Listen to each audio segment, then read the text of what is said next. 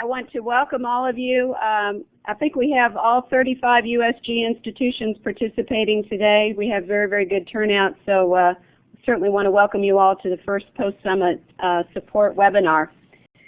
We will take the first 30 minutes or so to talk about two things in particular: the data and metrics work that has been going on, and you'll be hearing from Tim Rennick, who has led the metrics work group, and Susan Campbell-Lounsbury and Chris Furland, who will be giving you information about the Complete College America metrics. Following that, we're going to talk about the campus plans and the templates, and Art Seavey is here as well. He'll be talking about the Georgia Completion Lab and giving you more information, any information you might have, questions and answers about that. And we want then to open it up for any questions that you have. So this really is your webinar. It is designed to answer your questions, and we really want this to be interactive. As you know, there's a chat room. Ginger's on hand and will be monitoring that for us. And so we really encourage you to use that tool, and we'll be interacting back and forth as time goes on, so that we want to make sure that your questions are addressed. So really our fundamental goal at the end of the time is to ensure that questions that you have post-summit are being addressed. And so with that, it's my pleasure to turn the floor over to Linda Noble, and she'll be taking it from here. So Linda? As I was saying, for those of you who either attended the summit or have watched some of the summit sessions, you know that data is the underlying foundation on which we build this work, both from an analytics perspective to know exactly what the situation is, and also from a assessment and measurement and accountability standpoint. So we thought it'd be helpful this morning to take a few minutes and hear from Tim Rennick, who's going to update you all on the current draft recommendations from the Performance Metrics Working Group. We would then like to ask Susan Campbell to try and crosswalk those metrics with the Complete College America data that we are already collecting. And then when they're done, I'll say a few more words how we're trying to tee this up and align it with the Governor's Higher Education Funding Commission work as well. So at this point, I'll turn it over to Tim. Good morning. This is Tim Rennick. Good to speak to you this morning. I'm going to put a slide up that we're going to talk our way through. The Metrics Working Group has met about 3 times since the summit of a couple of weeks ago. And there have been some changes to what we're recommending, so I want to talk through some of those changes. But I also want to say a little bit about the overarching philosophy here. It is certainly a truism that no set of metrics is going to be perfect for dealing with a situation as complex as trying to improve the completion rates across the university system of Georgia. But we have tried to gravitate towards metrics that will be usable throughout the system and that will incentivize positive behavior on the part of institutions and decision makers. And so it's by that criteria we hope that you will consider these metrics and give us feedback about what you think might be necessary in order for improvements to be made. I should say also as a preliminary comment that our charge was to provide David Morgan with a final set of recommendations by next week. So we are approaching the end of the kind of vetting process. Not that everything will be decided at that point, but we're going to turn these metrics over in the near future, and there'll be a larger discussion across the USG. If you look at the screen, you'll see that we have divided the metrics into 2 categories. The first is increasing efficiencies, and it's under 1A that the largest and most significant changes have occurred since our summit meeting and since I had the chance to talk to you in that context. Most specifically with regard to graduation and retention rates. Some of you may have seen yesterday there was a major announcement, it was covered by Inside Higher Ed and the Chronicle, of a commission at the federal level that made a set of recommendations to the Department of Education, and what they argued for were some more nuanced ways of looking at graduation and retention rates. So what you see on the screen is a reflection of some of those changes and some of those adaptations. We are still advocating that the system track graduation and retention rates. These will still be a tracking of rates for first-time fall freshmen, but in addition to tracking first-time, full-time fall freshmen, the recommendations from the Federal Commission and the working group has adopted the same recommendations, is that we, with the fall freshman cohort, also track part-time freshmen as a disaggregated category, as well as categories of tracking students who enter as LSP students and students who enter under federal financial aid. Now, all the other things I talked about at the summit would still apply to the tracking of these graduation and retention rates. We already have the ability to track via these 4 categories within the USG, and it's the strong recommendation of the working group that graduation and retention rates be tracked in the system and credit be given for retention and graduation if a student graduates from any USG school. We also have accompanying recommendations that we, as soon as possible and as soon as financially feasible, track using the National Student Clearinghouse, so the same principle would apply. A student who begins at one of your schools in the fall semester as either a part-time or a full-time freshman, their retention and their graduation would be tracked ideally across any institution in which they are retained and graduated, and your numbers would reflect a retained student and a graduated student if that student is retained after 1 year or graduated after 6 years at your institution or any other institution. So that's the recommendation of the working group.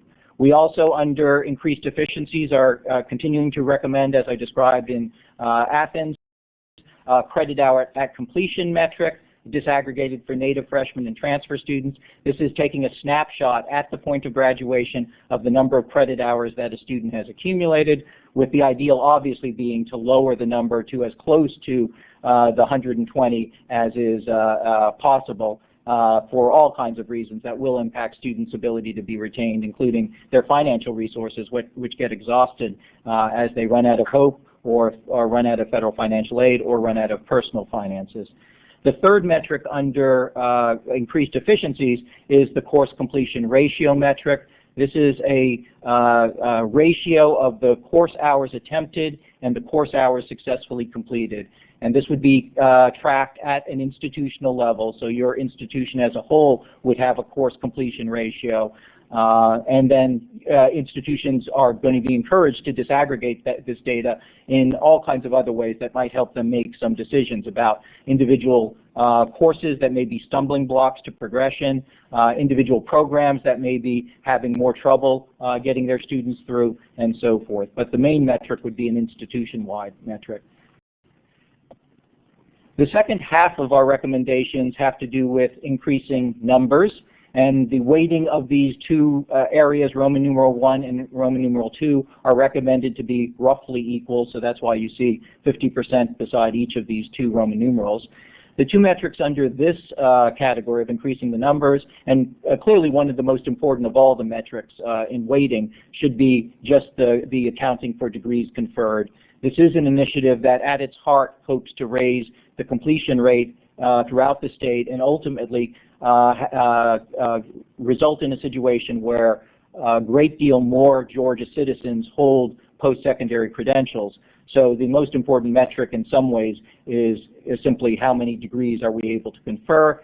Here we are disaggregating the numbers by associate's and bachelor's degrees, and we do have accompanying recommendations as well. The plan is to use as best as possible USG and National Student Clearinghouse data to try to supplement our look at these sorts of metrics. But the most unique part of our recommendation has to do with the associate's degree. We don't want to incentivize institutions, if we start counting degrees conferred as an important metric, to hold on to students who might be better served by transferring to an institution that at which they can complete the degree that they are pursuing. And so in order to encourage the smooth transfer of students from one institution to the next, the plan is to credit the institution that has originally enrolled a student with the associate degree, as long as that student completed at least half of the associate's degree, at least 30 credit hours at that original institution. From that point forward, there's no disadvantage to the original institution for that student moving on to another institution because the credit for the associate's degree would be conferred back to that original institution. We do recognize as a working group that the mechanics of implementing this would be complicated. There is a kind of fork in the road. We could either merely credit the institution with the associate's degree, or as some states have done, like the state of Washington, they've actually worked out academic understandings so the degree is actually conferred by that original institution. But we do, as a working group, think there's a high advantage to, as a system, recognizing the associate's degree across the board. Not only is this a substantive post-secondary credential that does the individual some good on the job market, so we shouldn't be treating students who spend 3 years at an institution, fall short of the bachelor's, as merely college dropouts. They have accomplished something that should be recognized and should be on their resumes. But it also is, I think, important as we try to increase access, which I'll talk about in just a second, that we incentivize our students to try to reach milestones along the way. And one important milestone for students of first-generation status, Pell status, and so forth is the accomplishment of the associate's degree. And that does bring me to the last of the recommendations, the increased access recommendation, where we are advocating that we track and we encourage institutions to grow the number of students that they have who fall into the following three categories: first generation, Pell eligible, and adult learners. All of these student groups are underserved currently relative to the college eligible populations. We don't have as many students enrolled in the USG who would be eligible to enroll in these three categories. All of them will be crucial parts of meeting the goals of Complete College Georgia, and we as a working group think that we need to incentivize institutions to try to promote access for these three groups. Okay, so that's the summary. I'm going to turn things over to Susan at this point to talk about Complete College America and how it integrates with these metrics. But the goal is to have you give us some feedback and raise any questions, and that opportunity will be in just a few minutes.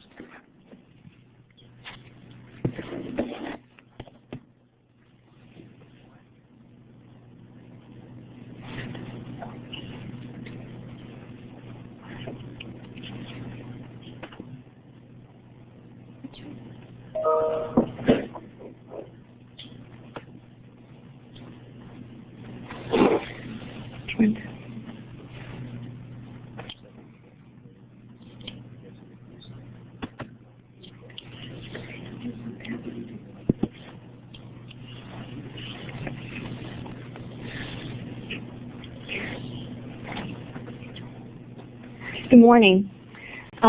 This is Susan Campbell-Lounsbury. Hopefully everyone can hear me well. What I want to do is just to take a few minutes to focus on how the CCA metrics relate to the USG, the proposed USG performance metrics that Tim just discussed. And hopefully you are very familiar with the CCA metrics by now. You've had the opportunity to review and to use your templates that were provided. But let me just begin by pointing out some of the relationships between those metrics right now, the metrics and the proposed performance metrics. First of all, you may recall that the CCA metrics are organized into three areas: outcome, progress, and context.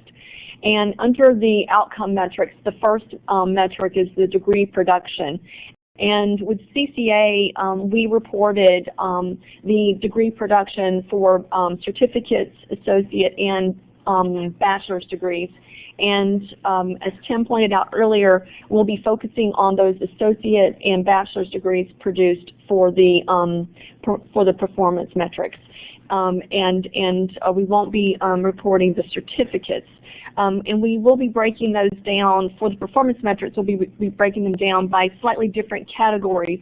In CCA, as you know, we break them down. They're disaggregated by age, gender, race, ethnicity, part-time, full-time status, remedial status, and Pell Grant. And there may be others, but I recall those. And for the performance metrics, we're going to be focusing on, we're going to be adding the first generation. Hopefully that's our intention, we're recommending to add first generation status and low income, which would be the proxy for that would be the Pell Grant status, and then adult learners. So that's how those two relate. So the performance metrics would sort of be a subset of the CCA metrics in this case. The next metric, moving down to the second outcome metric, graduation rates.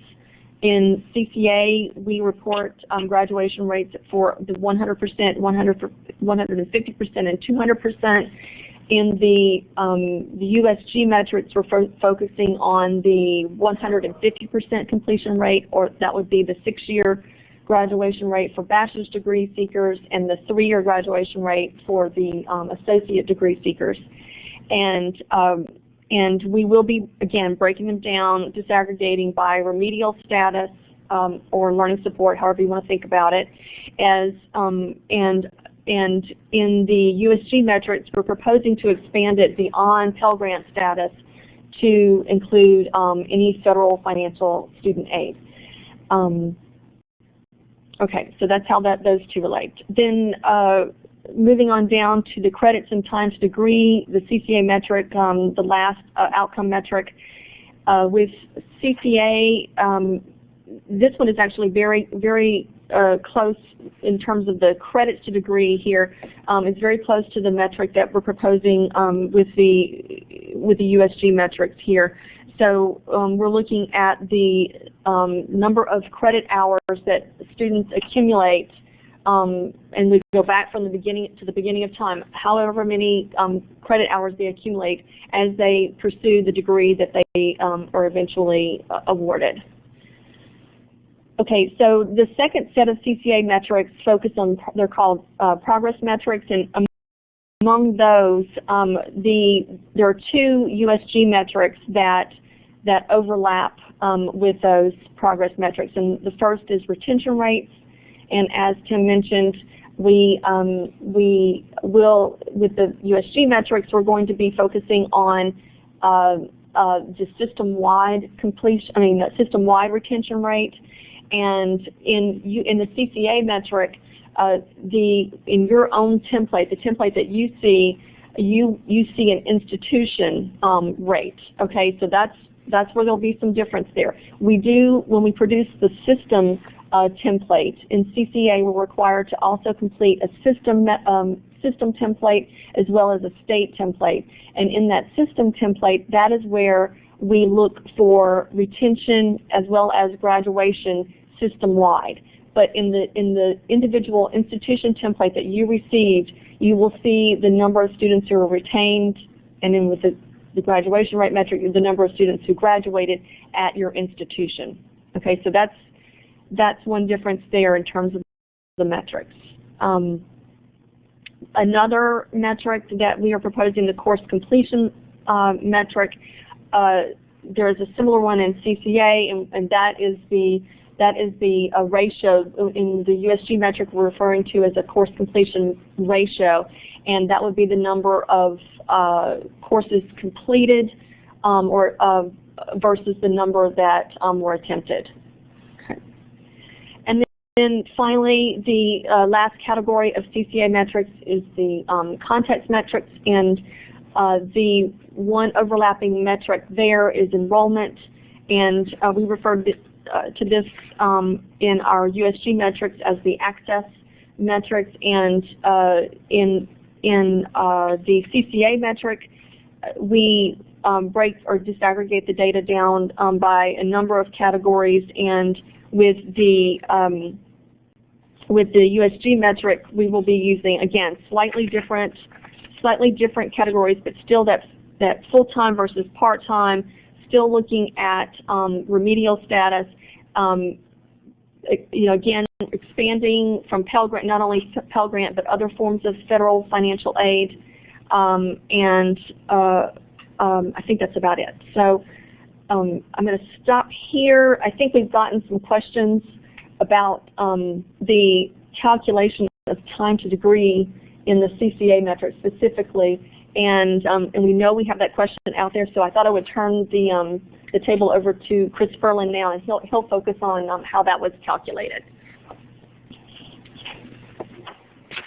Good morning, everybody. Outcome metric 4, which is the time to degree, credit to degree metric, it takes a snapshot of the 08-09 year, I believe it is, and the 03-04 year, and it looks backwards. We took the highest degree that the student earned at your institution. So if the student earned both an associate's and a bachelor's within that year, we just grabbed the bachelor's degree. And then we counted backwards to the first term of matriculation at your institution. That outcome is broken out by full-time, part-time, and transfer. So if the student started there as a transfer, we looked at all the transfer hours that came in there. If they started there as a full-time and a part-time, we had to include all the joint enrolled, all the AP, IB, CLEP, Dante's, any of those advanced standing hours also. So those are all included in the credit hours to degree. It's my understanding this may have caused slight confusion on some campuses because they were only counting the hours that the student earned on their campus, and so please realize that we included all hours. So if the student was a transient one summer and then came back to your campus, we included all the transfer hours there also. And so we counted that in years, and we just counted fall to spring as 1 year. So if they were there in the summer, they were still included in there, but we counted in academic years, fall, spring, that's year 1. The next fall, spring, that's year 2. Any questions? Write the questions down.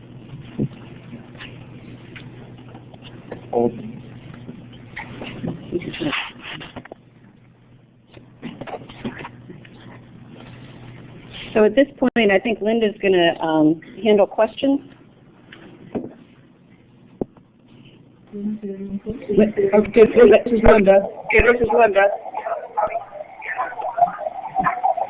Sorry, I'm coming through as Kevin. He's my medium this morning because we're trying to minimize the number of computers we have online up here for accessibility issues. What we'd like to do at this point is just take a few minutes and open up the chat room or the comments to any questions that you'd like to address, either to Tim, Susan, and Chris relative to the metrics or the CCA information. And we'd like to kind of limit these questions to the data piece right now, to the metrics piece, and try and address those. If you're just making comments, I know we had a suggestion, something about diversity, and we can certainly capture all of those comments and make sure that they get, that Tim gets those into the working group as needed. So feel free to ask your questions now.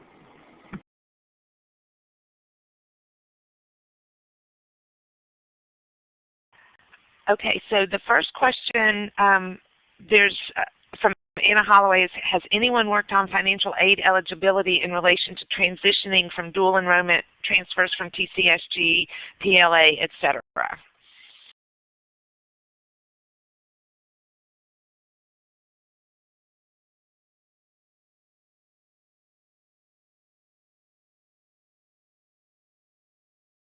Susan or Chris, Tim, is there one of you that can address that question?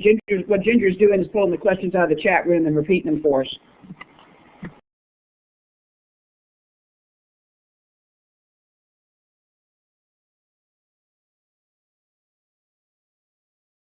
I think we need somebody to help us understand the question. So whoever posed the question, maybe you could elaborate a little more. We're sitting here, we're not quite sure what you mean by the question.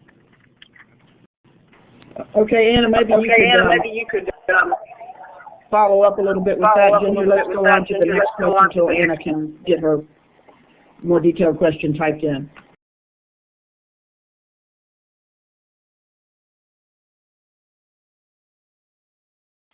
Okay, the next question is, what about credit hours that were taken but did not transfer?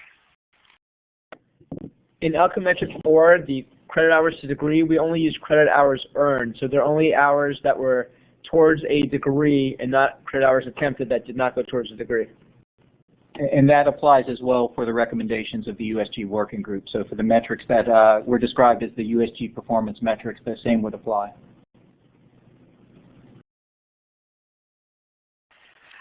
Okay, the next question is, what was the reasoning behind removing certificates from the outcome metric?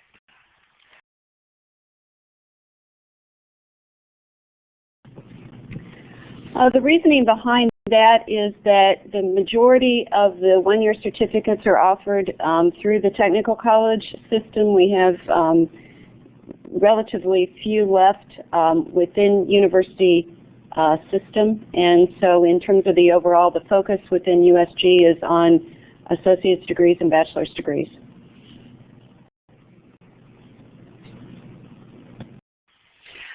Okay, Melanie Clay asked, in our upcoming report, what is an example of how we would frame our metrics? Should we actually set numerical goals at this point for each of the metrics?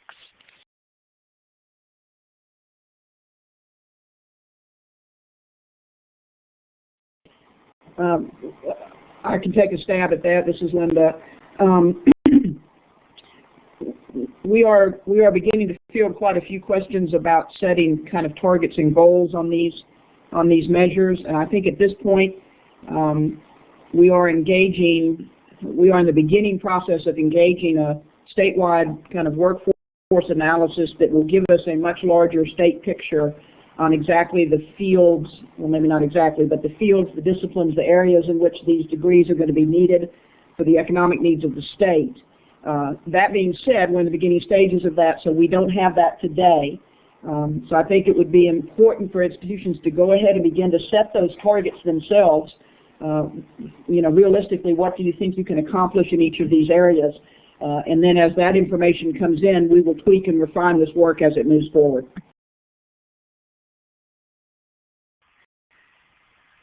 Okay, to clarify, Anna Holloway has typed in, there are limits to financial aid eligibility based on number of hours attempted.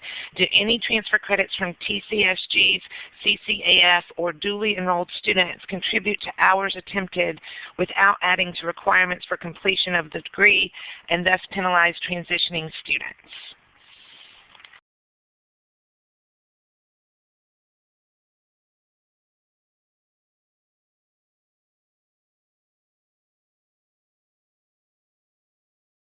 Chris or Susan, can anybody address that, or should we just follow up with Anna outside of this?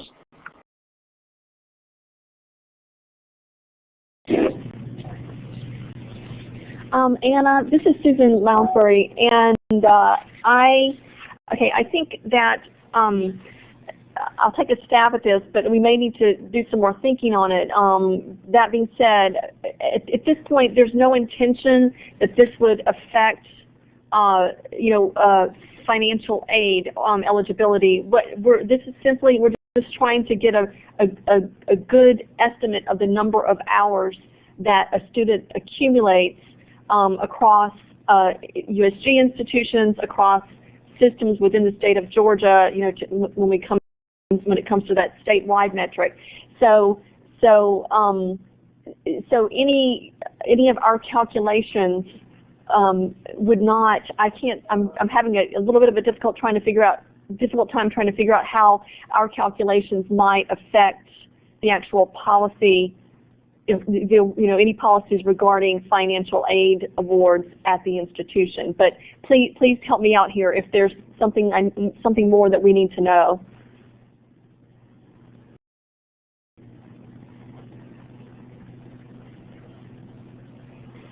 Okay, this is Linda. We've got about 2 or 3 more questions. I'm going to go ahead and take those. If you want to continue to ask questions, feel free to type them in because we can archive these and they will continue to inform our work. But in the interest of time, we're going to take 2 more questions and then we're going to move to the next phase of the agenda, which is to get Lynn to talk about the campus templates. Okay. Myrna Gantner asks, will you still use the 3-year rolling average for the metrics? If yes, this will conceal year-to-year improvements. Question from my colleague. Oh, it's one of her colleagues' questions. This is Tim Rennick. The recommendation of the working group is yes, that we continue to advocate using the 3-year rolling averages. This is a point that got considerable discussion among the group, but the ultimate deciding factor is really implied in the question that was posed.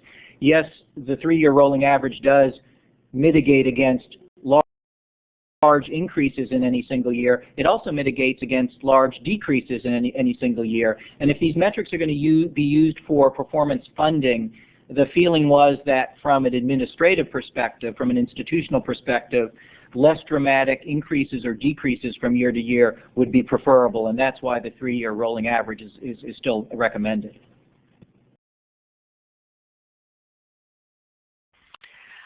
Okay, and Eric asked for Chris or Susan, why was 2008-2009 chosen as a terminal point for many of these metrics? Why not a more current year? Was this related to the change in IPED's race ethnicity categories? The time periods chosen for the Complete College America metrics were chosen by the Complete College America people, and I believe it was for a comparison across the states. We have 30 states participating in this, and they want to make sure that there's enough historical data for all the states to be able to report this, because not everybody has a data warehouse that can report the most current metrics.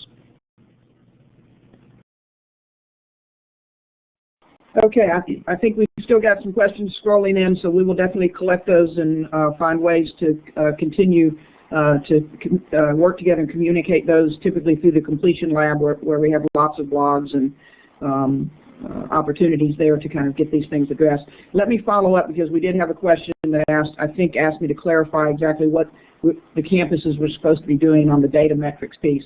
What I was trying to say is that while this statewide workforce analysis work is going on, please do go ahead and look and set your institutional targets. The reality is we know we have to increase these things, and we want you to do your best, take your best stab at trying to get those up as significantly as you can. So there's nothing wrong with setting institutional metrics right now to begin to set those goals, and we will continue to refine those as the statewide needs become more available. Lynn, if you'd like to go ahead and start talking about the template. Thank you. At this point, we're going to segue to two points with the template. First of all, as you all know, on April 20th, you're to submit a one-page update on where you are with your campus completion plans. And the question you might have is, what's the purpose of that? And the answer is really simple. It's to help us know where you are with those completion plans, so that we've got a sense of really what's going on in the field and what supports we can position back out. So those one-pagers are really to inform us, and secondarily a way of sort of a self-reflection for the campuses. Those need to be submitted to Art Seavey. His email is art.seavey@usg.edu. Again, those are due on April 20th. Those are a one-pager, and what we'd like you to do on those one-pagers is two simple questions. Number one, how you're using data in creating your reports, and secondly, your major strategies that you're using to address quality completion. So those are the two big questions.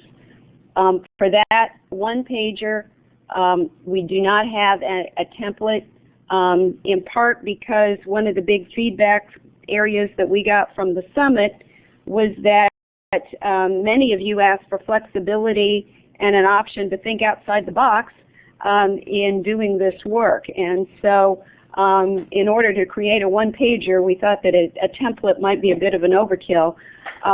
But really, again, keeping the purpose in mind, two big questions: how you're using data, and what are the big strategies that you're incorporating in your plan. Keep in mind the one-pager is an update. Where are you right now? How's it going? You're giving us an update on where you are with these campus completion plans. So that's the purpose. So one-pager, send them to Art CV, due April 20th. So that's the status there. If you've got questions, go ahead and type those questions in, and we'll be glad to answer those. The bigger piece in terms of the completion plan is, in fact, the template for the actual completion plans that need to be submitted by July 1, and that's what's in front of you right now. Those are broken into parts, and this follows, what you're seeing follows exactly what you received at the summit. However, we've taken the information from the summit and your feedback, both the conversations at the summit and subsequent feedback from the summit, and expanded the template. So this reflects what happened at the summit as well as subsequent feedback. So if you look at the part on the screen, and all this will be uploaded to the Completion Lab website immediately. If you look at this first part, it looks at data analysis. Not surprisingly, that's where we started with everything.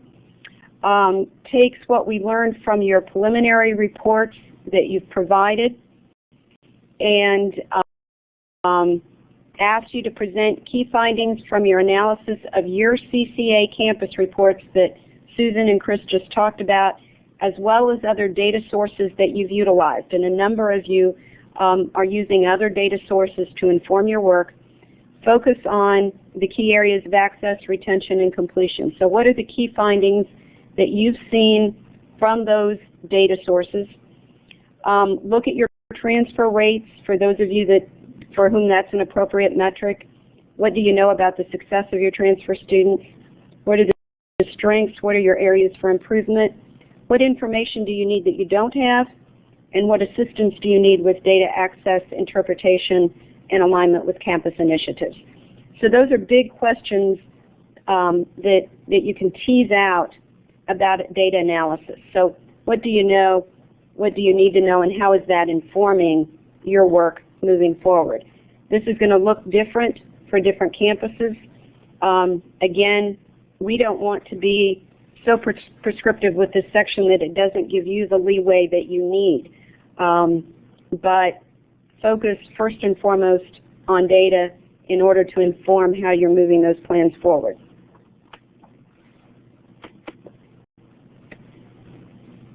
The next part of your plan will be related. Part 2, goals and objectives. Part 3, implementation. You'll see these are laid out together, and that's deliberate. They feed each other. So your goals and objectives related to your data, and you'll notice that the specific areas are aligned with the areas that were discussed at the summit. So all this should look very, very familiar. Again, all of this is in the completion plan and in the draft of the plan that you were given at the summit. So looking at the area of partnerships with K-12, the pipeline area, improving access and completion for students who are traditionally underserved, shortening time to degree or credits to degree, to use the language that you just heard from Tim, restructuring instructional delivery, and transforming remediation. Again, the language in here parallels the language that you just heard from Susan, Chris, and Tim. So, and is built off of the presentations that you heard at the summit. So there's alignment here with what you've seen and heard. This does not preclude other things going in here. So, you know, we couldn't put all the possibilities in here. So you notice the word examples peppered throughout here.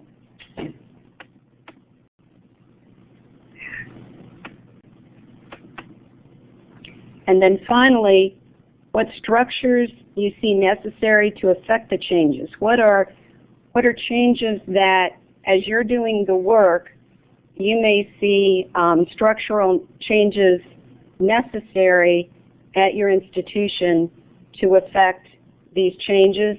What resources? And then part 4, what do you envision as the ongoing feedback and evaluation loop? So as you're all very much aware, this is an ongoing process. So what are the, how's all this looping back? And that could be part of the structural, that could be written as one piece. So it may be that, you're creating a structural system so that the ongoing evaluation is built into the structure. So there are lots of ways you could design this, but what we're pushing on here is how are you designing a system that will create the ongoing feedback loop necessary to ensure that this moves forward. So that's the draft plan. The goal here is to have this finalized and up on the Completion Lab website by the 23rd. This is obviously in very near final form. There should not be any big surprises here, but wanted to get this obviously out to you. You've all been working off of the plan that you received at the summit. We needed to be able to take what we heard there and what we've heard from you subsequently and refine this. What we'd like to do now is take questions and ideas that you might have, and obviously if you have other ideas after you've had a chance to look at this, you can use the Completion Lab to provide additional feedback on this. We'll take that. Our goal is to have the final version up by April 23rd, but again, in the meantime, there's plenty to work off of, and you've had all of this, so none of this has precluded movement forward. So we'd love to take your questions and your thoughts on this. So any feedback, questions, we'd like to open the floor.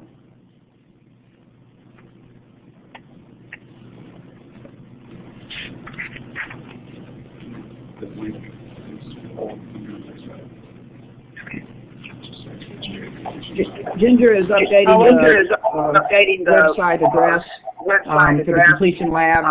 The first link we posted there is not as good as the direct link she's about to post. As soon as she finishes that, she'll begin to read the questions.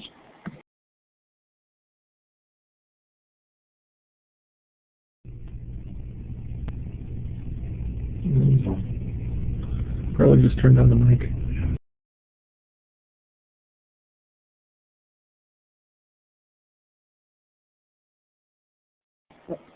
This is Linda. We've got some participants in the room here. We're up at the USG Teaching and Learning Conference, and several other faculty folks are here with us. And we've had a suggestion that we might take the key elements that are reflected in that campus plan, and somewhere on the Completion Lab actually post some examples of best practices from around the country or potentially globally in each of those areas. So we'll work on trying to build that out.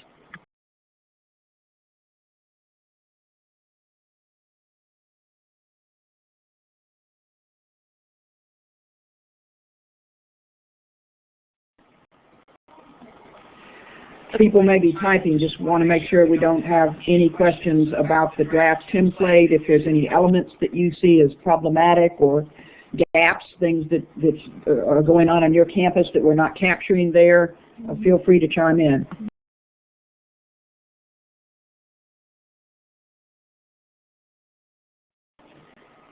We've also had a question raised here. Lynn, I'm going to draw your attention to this one.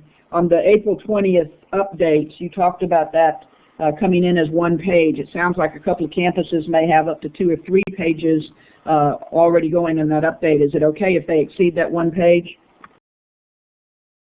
We'd really like you to keep it to one page if at all possible. Are we going to reject it? No, the purpose here really is to give, again, keep in mind the purpose. The purpose is, where are you now?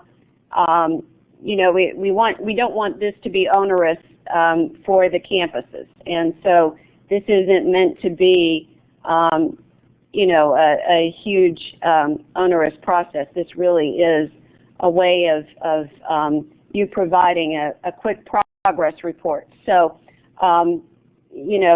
please know that the brevity can be an advantage. So. It's not meant to be onerous. And I think Okay, actually, we have a question. Are you going to define all of the major metrics that you want, such as transfer rate?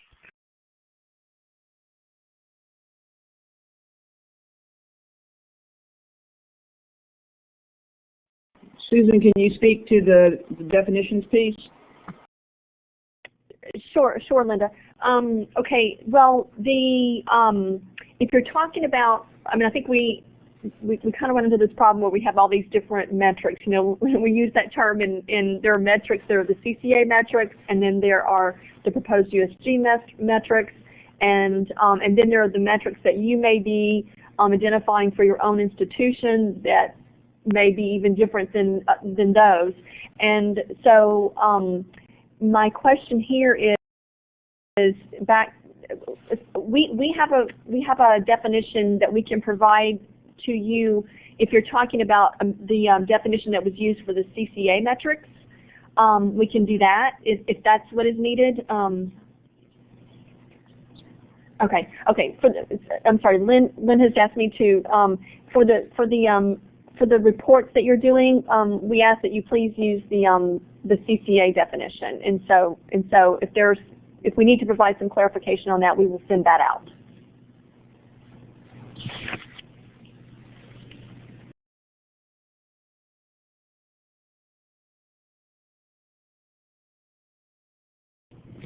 again, as clarification, we'll use the CCA metrics for this year. If that,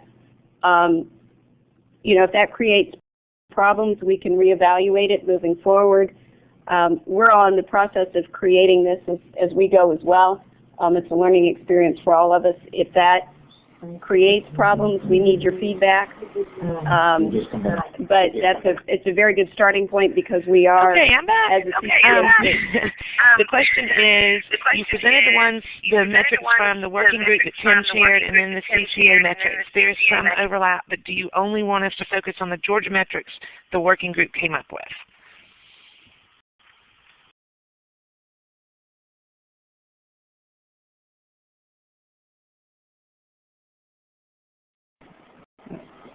Susan, can you, I'm not sure who's appropriate to address that. I mean, obviously, we're talking about needing to focus on the metrics for both Georgia and for Complete College America.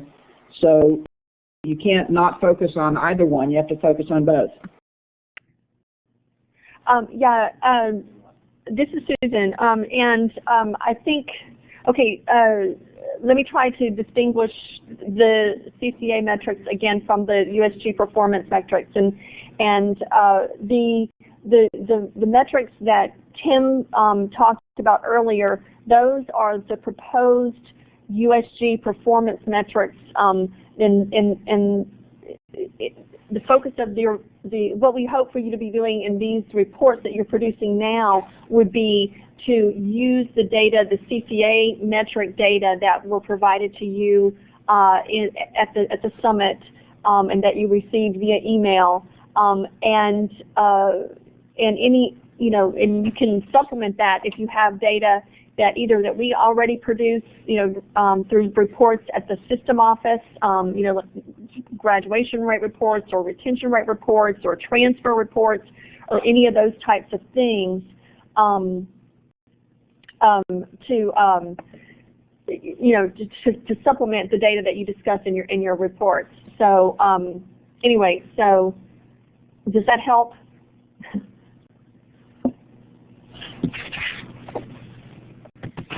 I think, this is Lynn, I think the other clarification is that the excellent work of the task force is a recommendation that is going forward. That work is phenomenally important, and as Susan's saying, you can take the CCA, you've already got the CCA, that you've got that data currently. You most assuredly can, and we'd encourage you to augment it and supplement it, and the metrics that Tim's discussing would be a great way to do that. And you're getting sort of a forward view of where things are probably heading, so you're getting sort of that advanced perspective. So on the one hand, you've got what is currently today, and on the other hand, you've got high probability of what's coming. I'm sorry, and I was just going to add, this is Susan again, and I would just say that the next question is how long. I'm sorry, Ginger. I was just going to add just very quickly that we realize that with some of the proposed metrics that some institutions may not be collecting some of those data already. So we're not saying that you have to rush out to get data on, for example, maybe first generation students if you're not currently collecting that. It is, however, important to start thinking about how will I if these metrics are adopted and everything, how am I going to collect those data in the future? It's just we're just making you aware that this is where we're going, and you should start to consider that. And many of you already do collect that data on your applications for admission, but some of you may not. Okay, the next question is, how long do you want the final report, the June 1st report, to be roughly?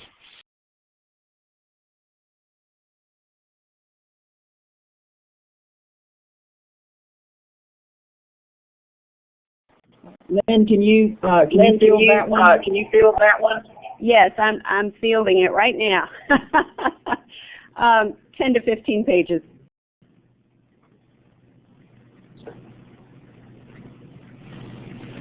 Could I just correct? I think, if I'm assuming you're talking about the campus plan, that deadline for that is July 1st, not June 1st? Yes, I thought I said July 1st. If I didn't, I misspoke. I'm sorry. Okay. Do we have any other questions, Ginger? I don't see any other questions coming out. While you all are let a few of these questions come in, what I'd like to do is call on Art Seavey. We posted the direct link to the Completion Lab website. And Art, if you could talk for a few minutes about how we can continue these conversations in between the webinars.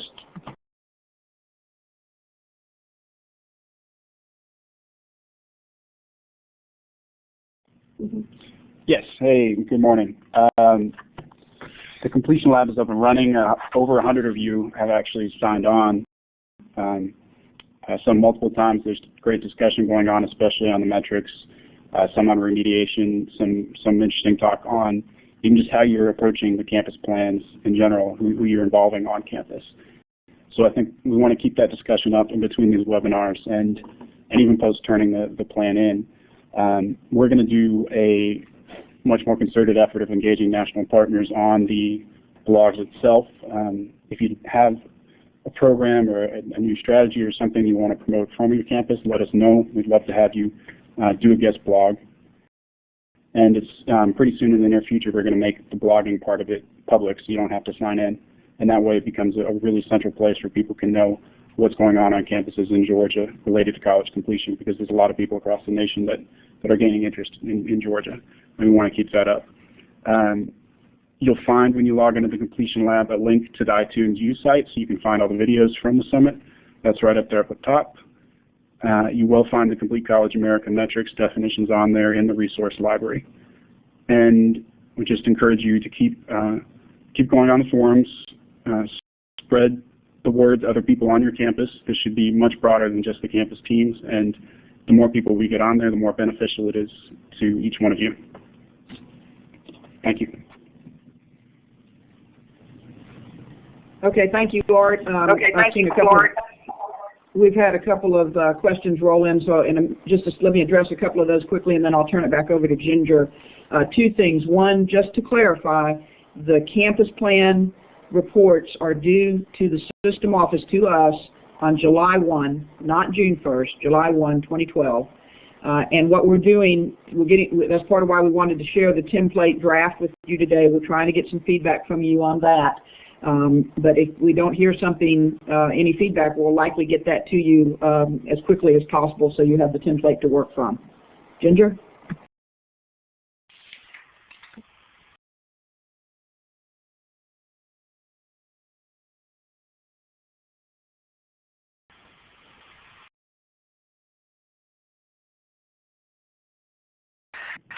Okay, I'm going to go back to a couple from before that I missed here.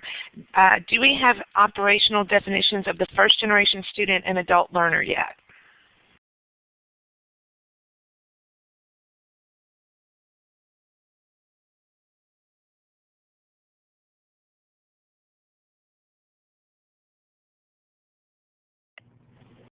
Hi, this is Susan. No, we don't have the operational definitions yet. We have had some discussion about those, but they have not been finalized. As soon as if these are adopted, then we'll begin working on those definitions right away, or refining those definitions. But some of the things that have been discussed are the FAFSA, the way of first generation, the questions related to identifying first generation students that are used on FAFSA, but also recognize that institutions also have questions on their admissions applications that deal with this as well. And what was it was first generation? What was it? Adult learner. Yeah, and again, this is there for CCA. We report by age category, and so in some respects, some of the reporting that we already do, it focuses on that age, age being the determiner of adult learner. But we've had some conversations about what other characteristics should be considered in identifying a student as an adult learner, and not just restricting it to age.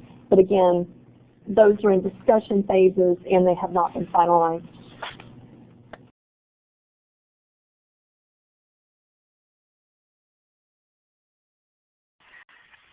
Okay, the next question is there any weight assigned to the different metrics, especially to those that might be related to budget formula considerations?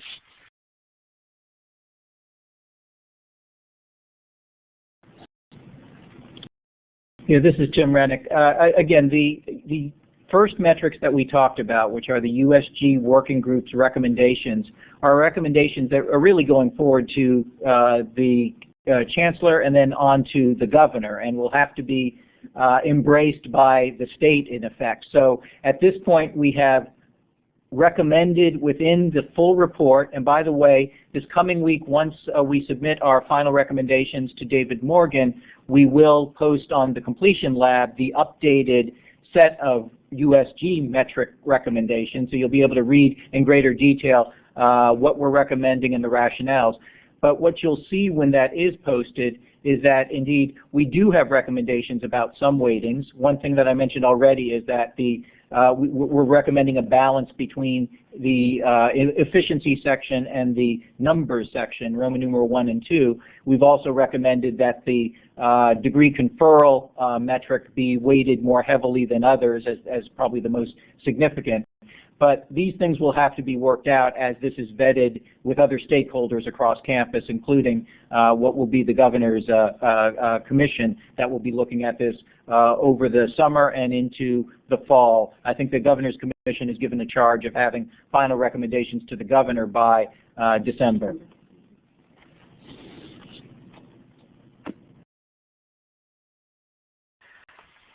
Okay. Next, we have, what about the projected graduation rates from the RPG reports still included here?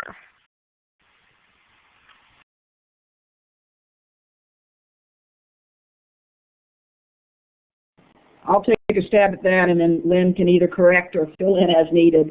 Obviously, the RPG reports focused on a particular cohort of students, the first-time full-time freshmen.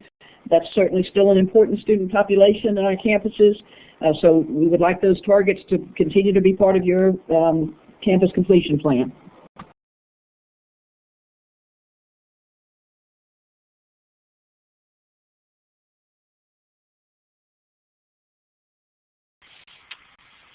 Okay.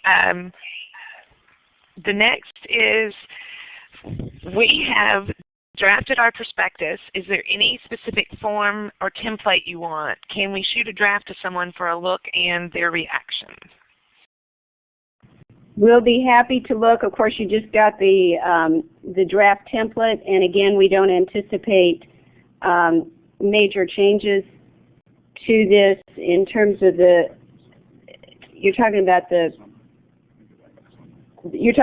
summary. I think somebody's talking about the summary, which we'll be glad to look at, of course.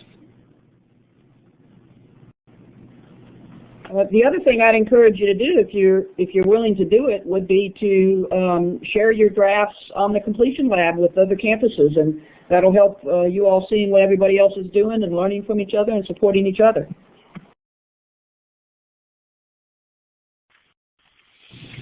And in that same vein, we see a recommendation from the metrics group for a metric related to transferability. How much? I'm not sure if I understand this one, but how much we expedite transfers from the 2-year to 4-year sector or from the TCSG to USG? This is Tim Rennick. When you actually see the full recommendations, you'll see that there are actually a number of metrics that hopefully will help facilitate and encourage better policies involving transferability, not only among USG schools, but between the TCSG and the USG. For one thing, we do want to track successful retention, not only among USG schools, but between USG and TCSG schools.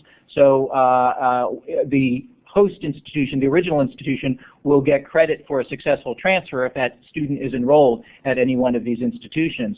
Also, the metric of credit hours at time of completion is designed to incentivize institutions using credits as efficiently as possible. As we pointed out, transfer credits will transfer in. If they are transfer eligible, they will count towards the total number of credit hours that a student has accumulated.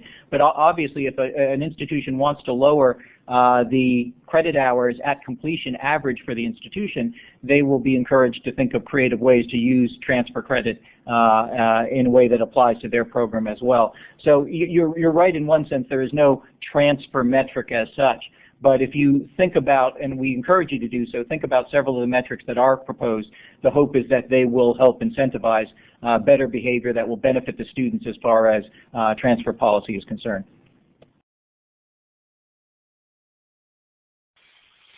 Okay, next question. What if a student doesn't fill out the FAFSA? How are we going to determine first generation or not?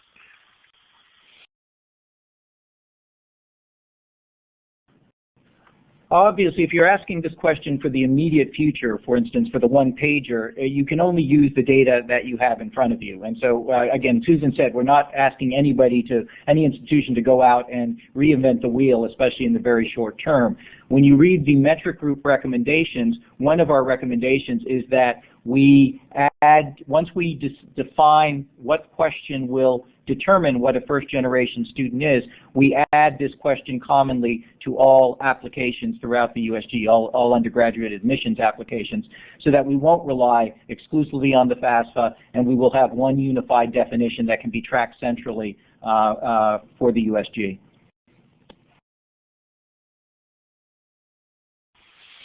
Okay, next is, will the 2 questions for the one-pager due April 20th be posted on the USG Completion Lab? The answer is yes. That was the last question I had. If you have any other questions, you can type them in there.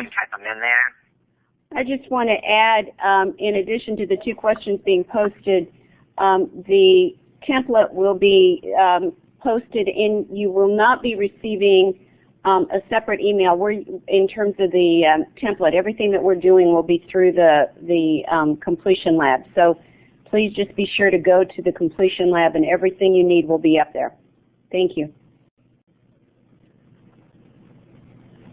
I'd like to make an observation. I don't know if folks are typing in additional questions, but one of the things several of us are up here at this teaching and learning conference, and we've pulled together about over 200 faculty from almost every one of our institutions. And I was with some faculty disciplinary advisory committees earlier in the week. One of the things that we're concerned about is how information about college completion is trickling down to the faculty. We're getting a pretty clear sense that not many faculty are very engaged in the work or frankly, even too aware of the importance of this agenda. So I would encourage, while we've got you here, I want to encourage all of you at your campuses. Clearly, the faculty role in college completion, restructuring delivery, good pedagogy, engaging students in good learning, all of those things are central to our faculty. So if we don't have faculty around the table or faculty buy into this, it's going to be much more challenging to hit these ambitious goals. So please do everything you can to continue to keep them as part of the conversation. Do we have any other questions?